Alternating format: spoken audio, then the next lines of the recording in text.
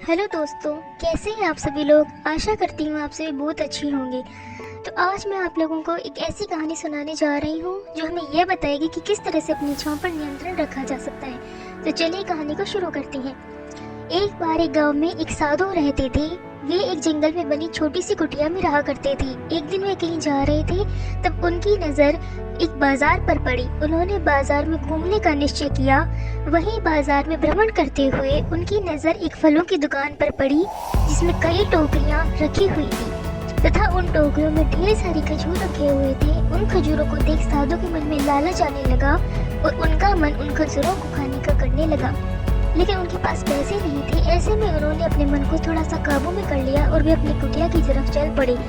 वे साधु बाबा अपनी कुटिया में पहुंच तो गए, परंतु सारे रास्ते उन्हें उन्हीं खजूरों के बारे में ही चिंता सताती रही। कुटिया में आने के बाद भी उनके मन में लगातार खजूरों का विचार ही आता रहा। इस कारण वे ठीक से सो भी नहीं सके।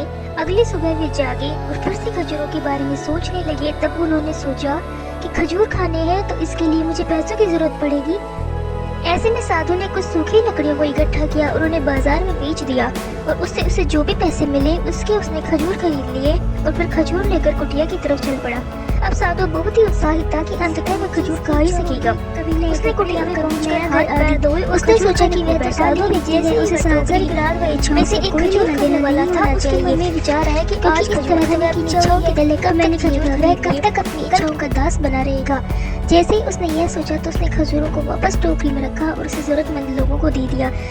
अब उसे खजूर खाने की तुलना में खजूर को दान देकर ज्यादा खुशी महसूस हो रही थी। इस तरह साधु ने अपनी इच्छाओं को स्वयं पर हावी नहीं होने दिया और अपनी इच्छाओं का दास होने से बच गया।